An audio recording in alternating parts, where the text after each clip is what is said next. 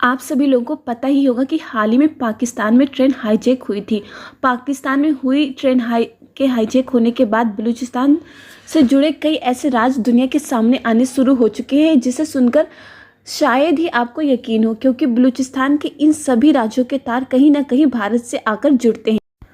पहला राज्य कि एक समय पर बलूचिस्तान पर हिंदू और राजा का राज हुआ करता था, जहां ईरान ने बलूचिस्तान को बनाया। वहीं बलूचिस्तान के द्वारा जो पाकिस्तान पर हमले किए जाते हैं, उसमें भारत की खुफिया एजेंसी रॉ का हाथ बताया जाता है। बलूचिस्तान के लोगों में आज भी मानसिकता देखी जा सकती है कि वह भारत में शामिल होना चाहते हैं, लेकिन ना तो अभी तक बलूचिस्तान एक स्वतंत्र राष्ट्र बन पाया है और ना ही वह भारत में शामिल हो पाया है। लेकिन इस समय कुछ खबरें सामने आ रही हैं कि क्या बलूचिस्तान भारत में शामिल होने जा रहा है।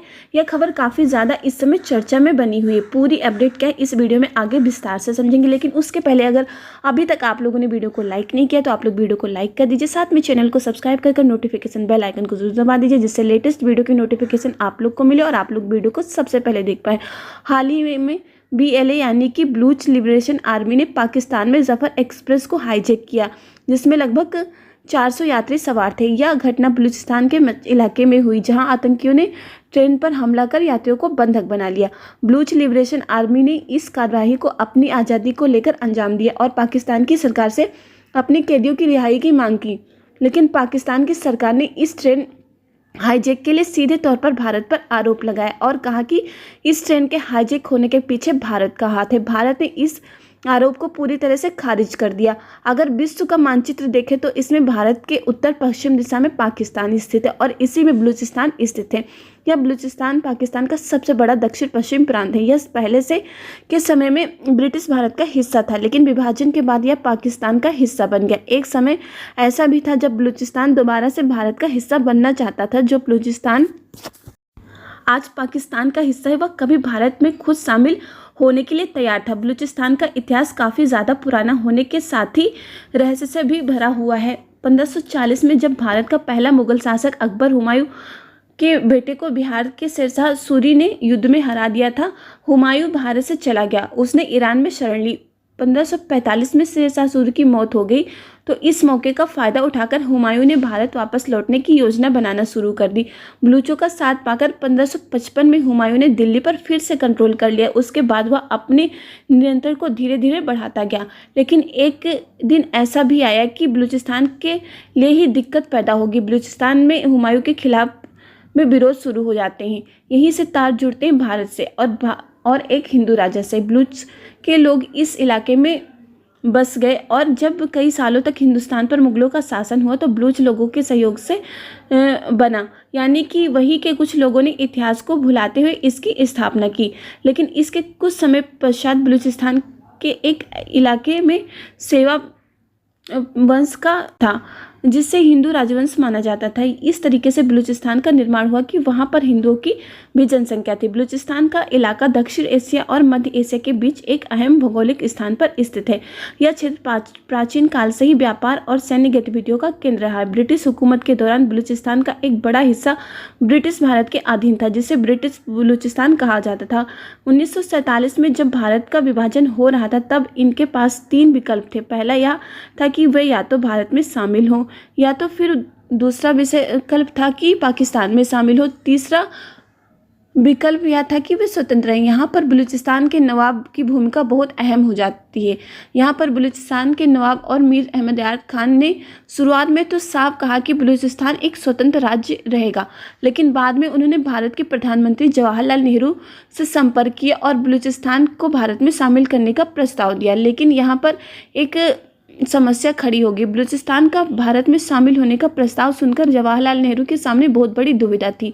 एक तरफ भारत पहले से ही विभाजन और कश्मीर के मुद्दे से जूझ रहा था और दूसरी तरफ बलूचिस्तान सीधे तौर पर भारत से जुड़ा हुआ नहीं था, क्योंकि बीच में पाकिस्तान का हिस्सा आता था। तीसरी यह समस्या थी कि भारत में एक और मुस्लिम बहुल इलाका शामिल करने से सांप्रदायिक तनाव और बढ़ सकता था, क्योंकि बलूचिस्तान के कुछ इलाकों में भले ही हिंदू आबादी थी, लेकिन ज़्यादातर आबादी मुस्लिमों को ही थी। इसलिए नेहरू ने इस प्रस्ताव को रिजेक्ट कर दिया और बलूचिस्तान को भारत में शामिल करने से मना कर दिया। और यही वह मुद्दा था जिसने इतिहास को बदल दिया, क्योंकि भारत से ठुकराए जाने के बाद बलूचिस्तान स्वतंत्र रहा, लेकिन ज़्यादा समय तक नहीं। 1948 को पाकिस्तान की सेना ने बलूचिस्तान में सैन्य कार्यवाही की और खान अफगान ने दबाव में आकर पाकिस्तान के साथ समझौता किया। यह जो समझौता था वो बलूचिस्तान के नवाब ने काफ़ी ज़्यादा दबाव में आकर किया था। पाकिस्तान ने बलूचिस्तान को अपने में जबरन मिला लिया। जनता जो है इसका जमकर विरोध किया। 1948, 1958, 1973 और 2004 हर बार बलूचिस्तान में विद्रोह हुआ। आज भी बलूच लोगों की मांग है कि बलूचिस्तान को पाकिस्तान से अलग किया जाए। आज बलूचिस्तान में आज़ादी की मांग जोर पकड़ रही है।